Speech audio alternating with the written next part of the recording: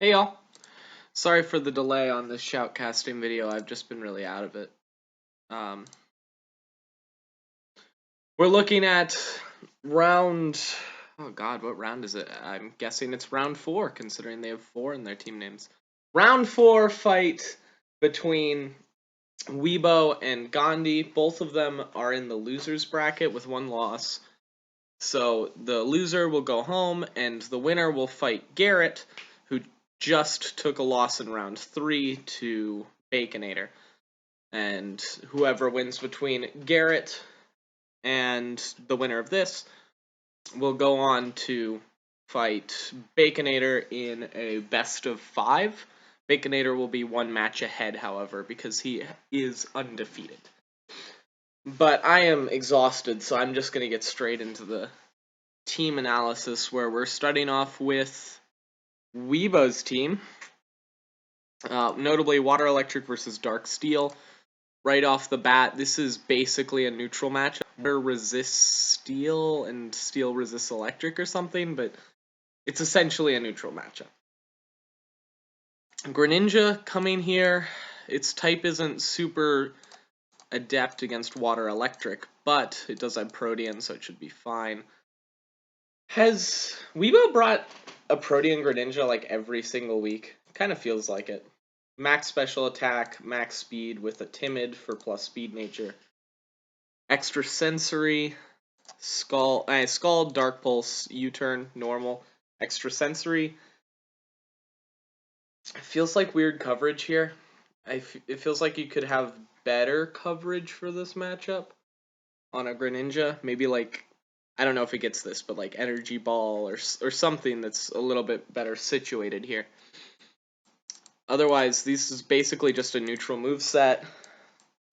I mean, it's a good-looking Greninja, but Extra Sensory is kind of weird in this matchup, and it's kind of just a generic setup.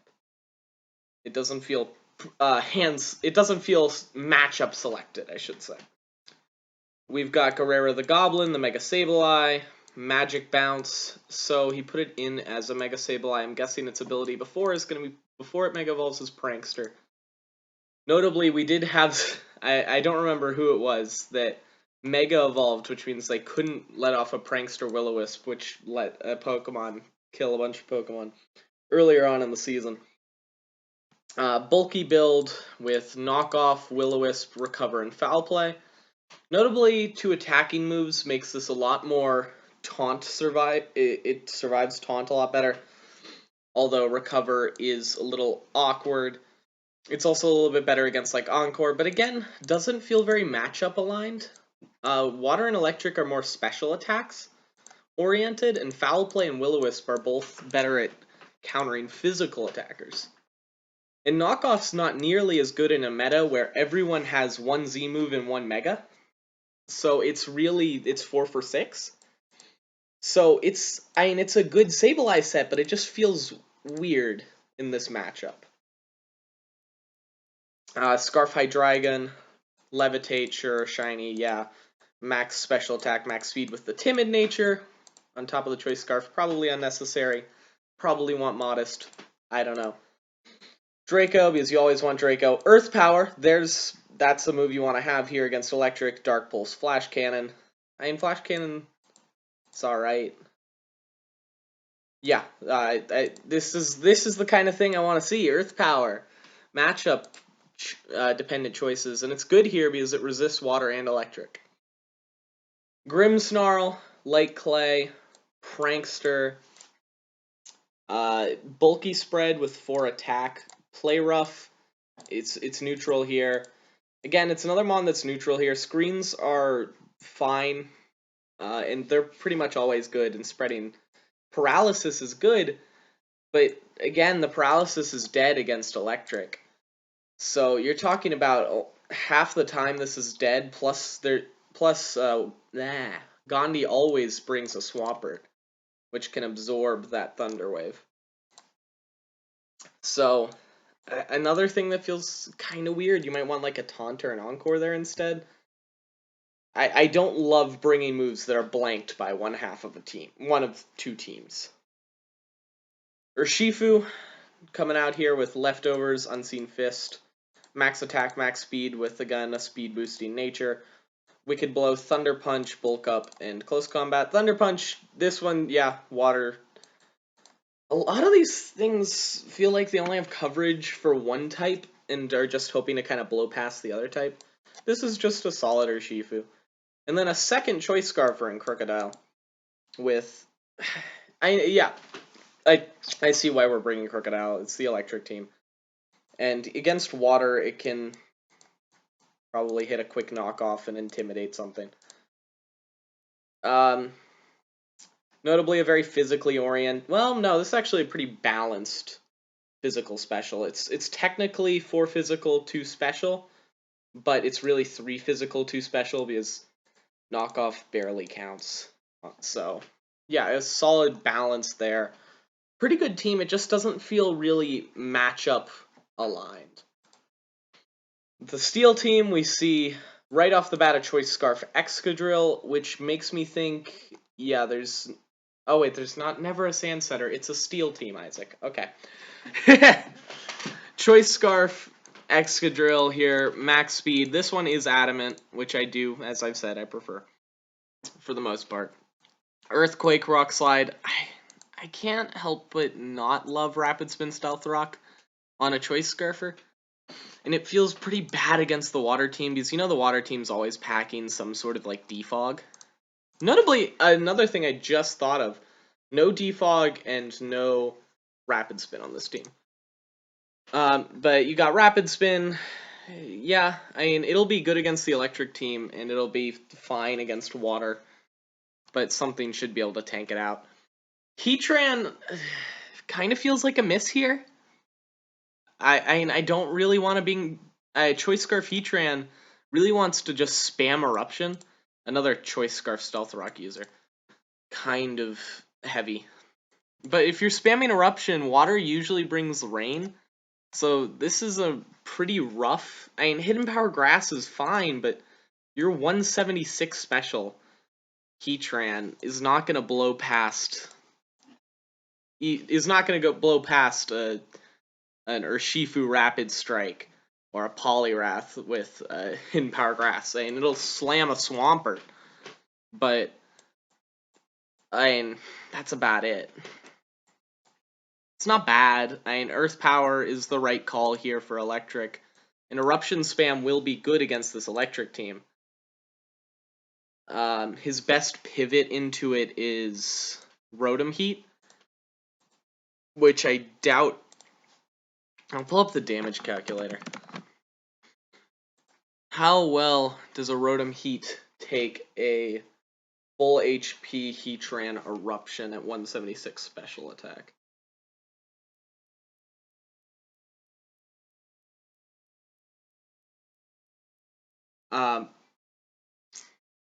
Let's run the calc real quick, if it'll load.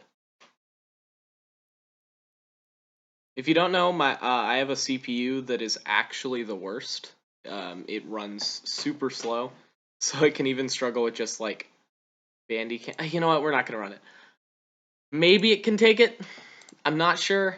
If it can't, Eruption spam could be really scary. This isn't gonna break the Eruption's damage with that. This isn't even sturdy, I mean, this just dies. Just gets... Well, with the AV, maybe it tanks 1 and is able to hit a body press that can deal a lot of damage. We'll see. Normalium Z Jirachi again, Z Happy Hour. I have said many a times why I do not like this set. But it is very well matchup aligned. He's got Hidden Power Ground and Thunderbolt and Stored Power. I've explained why I am not a fan of this set, but it's here. And it's well matchup aligned, so I'm not going to be petty. Mega Scizor with Snipper Clips, Technician. Again, missing the 4 EVs. I think this was same as last time. Bullet Punch, resisted by water. So all it's really doing against the water team is knocking off and U-turning. And Bullet Punch is its most powerful weapon here. And these teams seem pretty well set up against the electric team, but The water seems like it might be a struggle. Then again, here comes the Choice Specs Magnezone. With max speed, Timid. Might outspeed some things. And if it can hit a really powerful Thunderbolt, it could do some work. And then it's got a good lineup of resistances to switch in and hit Hidden Power Grounds against this electric team. And then AV Melmetal. Melmetal? Why did I say that so weird? It's got Earthquake, it's got Thunder Punch, it's in, and it's gonna punch some things really hard. Not a whole lot I need to say about Melmetal. The water team looks very similar at first glance. There is a new Pokemon. Normally we see a Kingdra as his Swift Swimmer, and I immediately noticed this Poliwrath is a bit of a shakeup. Swampert coming back. It is in a good matchup, neutral versus dark, and ground is great versus steel, and he's bringing Hammer Arm, which is very well situated against Dark Steel. Nothing's gonna appreciate a Mega Swampert Hammer Arm other than a Mega Sableye, who does come in Will-O-Wisp. So Mega Sableye is a real threat here, and Scizor, I mean, sure, it'll probably survive a Hammer Arm, but then it hits all of its moves are resisted, or it's just hitting base 65 power knockoffs. So yeah, nothing's gonna appreciate it, although Melmetal might be able to just tank it up. But again, it doesn't have really anything to hit a Swampert. Swampert's in, just flat out in here. And it's going to be crucial for his endgame. Plus, it carries rocks, fast, hits hard, gets Swift Swim when it Mega Evolves. It's Pelipper, Hurricane, Defog, U-Turn, Roost. I think last time it was packing a water move, and now it's packing Roost. They're both valid. Notably, U-Turn will do a little bit more damage here against the Dark Team. It's bulky, it's got heavy-duty boots. It is, in fact, a bold Pelipper that will set up the rain very well. Choice Specs Volcanion. Choice Specs Steam Eruption and Rain hurts like hell. And the Fire type is going to be great against Steel. And I mean, yeah, it's just pretty well situated here. It doesn't have anything super effective against Dark, but I think that Fire stab against Steel is enough. Urshifu Rapid Strike, obviously perfectly situated here. Both of these guys both these types are weak to fighting. He's got close combat that'll deal mad damage. Max HP, max speed, so this is not attack invested, which is interesting. Maybe he just thinks it deals enough damage as is and wanted some bulk? I don't know. It seems kind of weird. U-Turn, obviously super effective against Dark, as I mentioned. Surging Strikes and Aqua Jet plus close combat. Yeah, it's mostly just going to spam close combat until the Sableye switches in. Or, no, until the Sableye switches in. We have another Belly Drum Azu, Play Rough, Superpower Aqua Jet. Play Rough here in that Fairy typing is going to do very well for him against Dark, and Superpower. I've mentioned many a times how well situated fighting is against this matchup. A boosted Superpower should be able to blow past Mega Scizor and do a hefty chunk to Jirachi.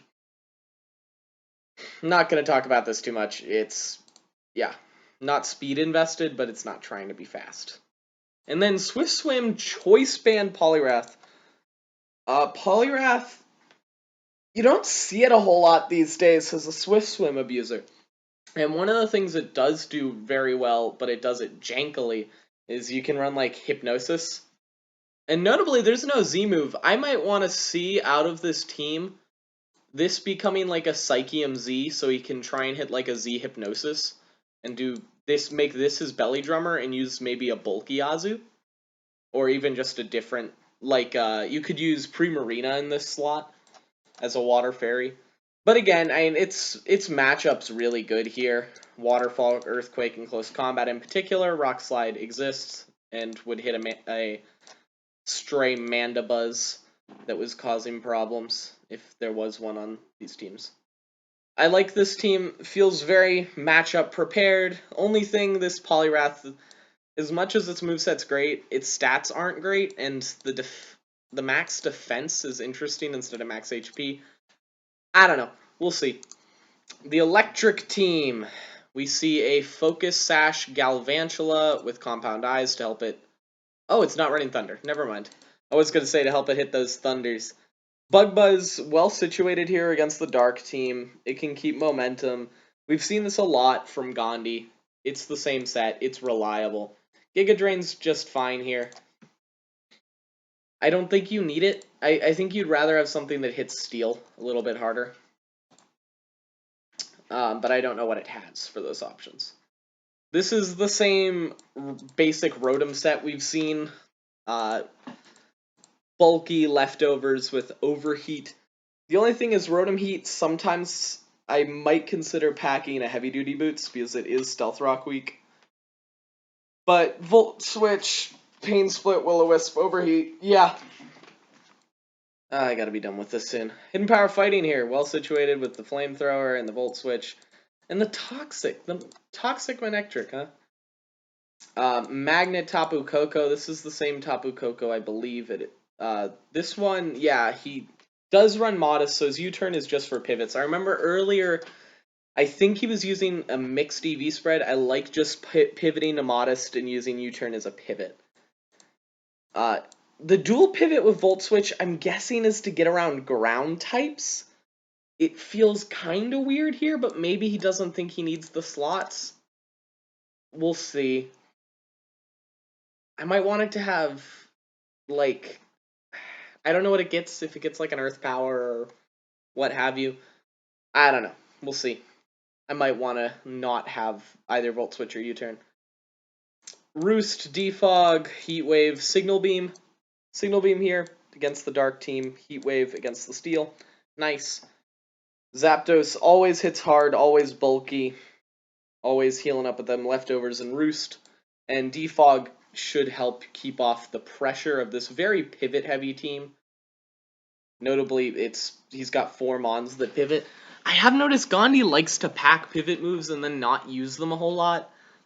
I might do just a video on why I love pivot moves so much. And why I feel so safe using them, and probably relate it back to Little Cup, because pivot's very strong in Little Cup. We see the AV Magnezone. Body Press is always a cute addition on this mag. And then Thunderbolt, Signal Beam, again, coming out and doing some work against the Dark. And Flash Cannon. I'm just going to get straight into the games. Once again, this one came first. Never mind. I was going to say, wait, I don't know which one came first. We see Water versus Steel. If I'm on Gandhi's side, I'm seeing this. I'm thinking I might just be thinking what punishes leading Azu, but I also kind of just want to lead Pelipper and stay safe. If I'm Weebo, I'm thinking it's a Pelipper lead. I want to lead either Magnezone or something I think can punish a U-turn, which might just be going with the Scarf Drill and hitting a big Rock Slide before Pelipper can U-turn out. But we'll just see. We see the Pelipper come straight in, and we see Magnezone to match it. I'm guessing we just see, that was an opportunity to U-turn. And that's why you should use switching moves. Because if this is, it's not. But if it was a sturdy mag, that would just be knocking it out of sturdy with the U-turn would have been so huge here. And you're going to outspeed, oh my god, what the, okay. Because he's not running Choice Scarf Magnezone. It's very unlikely. So I would have wanted to U-turn there to break a possible sturdy. Flash Cannon, predicting the switch, does 31 to the Swampert, a little bit more than I would have expected. As I said, yeah, Scizor is probably your best Mega Swampert switch in. Gets up the rocks pretty much for free here. Mega Swampert runs out, but Mega Scizor doesn't have anything to hit you. I would have just slammed Earthquake. And it's neutral, and it would have done incredible damage, or just hit a waterfall in the rain. I don't want to necessarily give this Scizor free turns. The confusion could be really big here. I really don't see why he made the switch there. Other than maybe he's fearing like a bug bite. You need to get your Pelipper out of there. That was a turn you should have. I would have made the clean switch out, either to Swampert, because I had seen he'd been bullet punching. It's not going to do a whole lot. Maybe Volcanion. Swampert would have been great against the knockoff or Azu. It would have been really nice if he had hit himself in confusion for Gandhi here. We see Urshifu comes in, kills off with an Aqua Jet, but that really sucks. Scizor was not well positioned here, and it wasn't even well positioned against this Swampert. So letting it take out your Rain is giving something that's pretty low value here a lot of extra value, which is not a trade you ever want to be making. That Scizor traded up hard.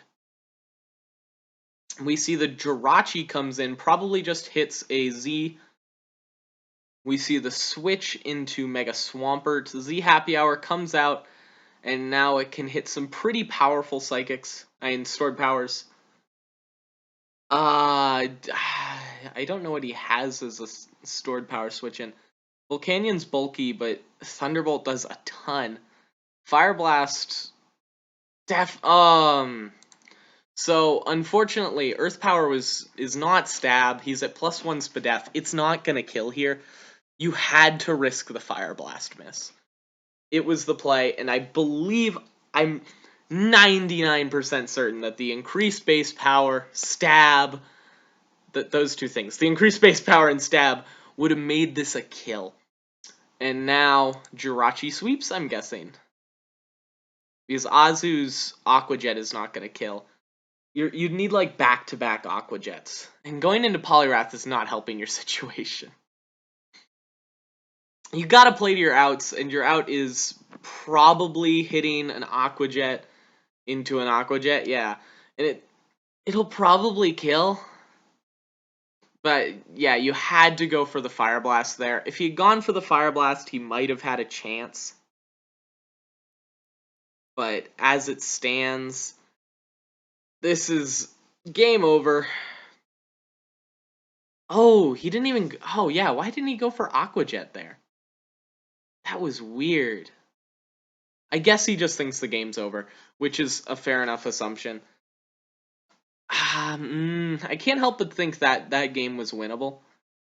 Maybe he was Earth Powering to like around a Heatran switch, but he's Omni boosted. He's not switching into Heatran. Or yeah, if you just hit the Fire Blast there, I think it kills the Rachi, and it's back to a 4-4 game. They bring in Heatran, and you're in an awkward situation, but I mean, you're a water team versus them bringing in a Heatran, so I think there was a possibility of winning that game. It didn't help that you gave your Rain for the Scizor. On to game 2, we see Dark versus Electric. Obviously, Crocodile is going to be a very important part of this, and he could very easily pick up a sweep if this... no, it's going to be hard to pick up a full sweep with this Crook because of Rotom and Zapdos both being immune to Earthquake, so you can't really spam it until right at the end. Other than that, I might just want to lead straight off with my screens, or just lead Gren.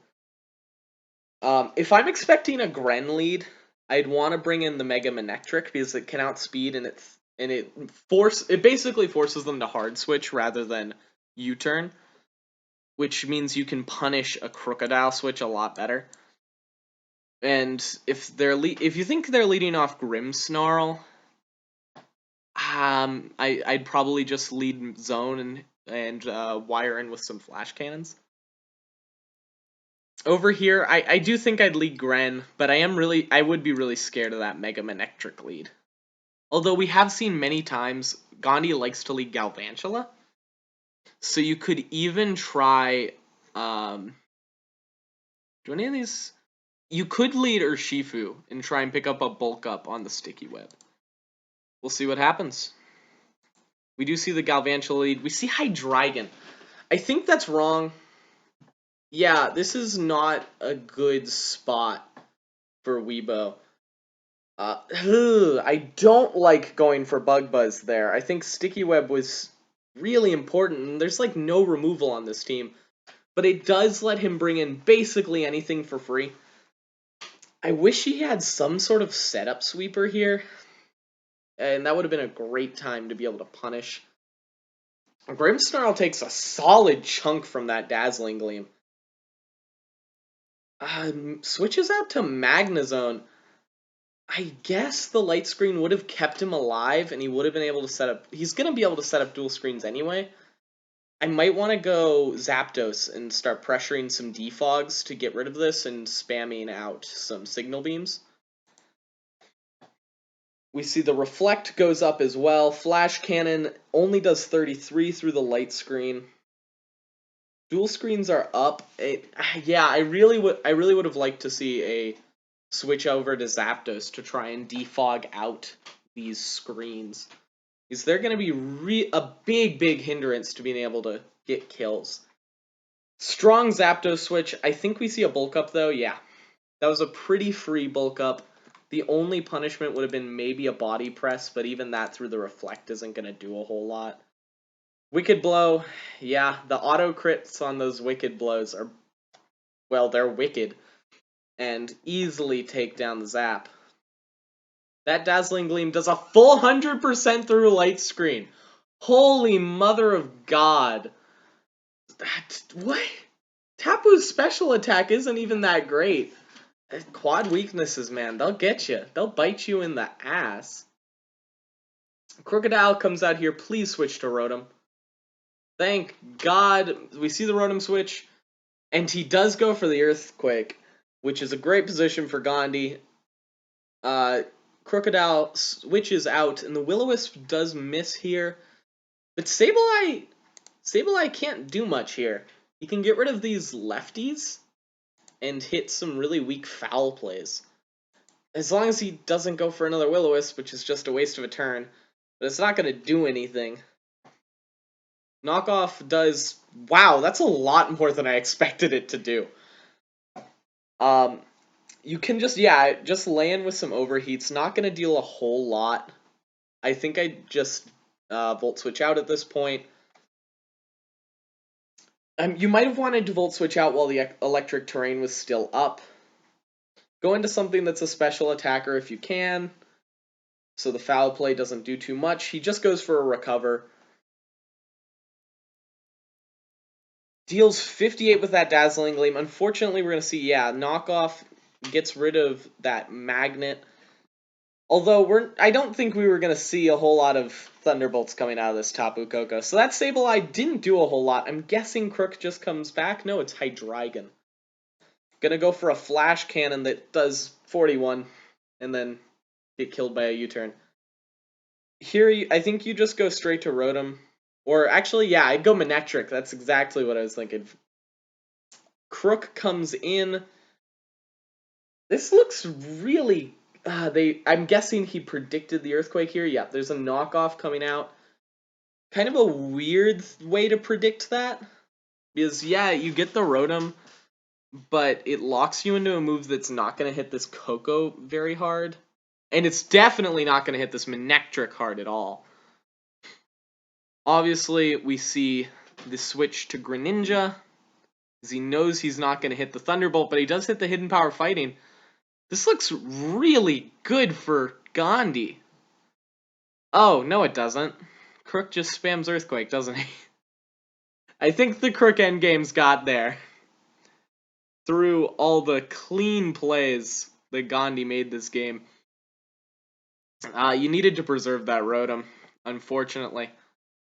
I think what you wanted to do was sack the zone to Crocodile's Earthquake rather than going directly to Rotom.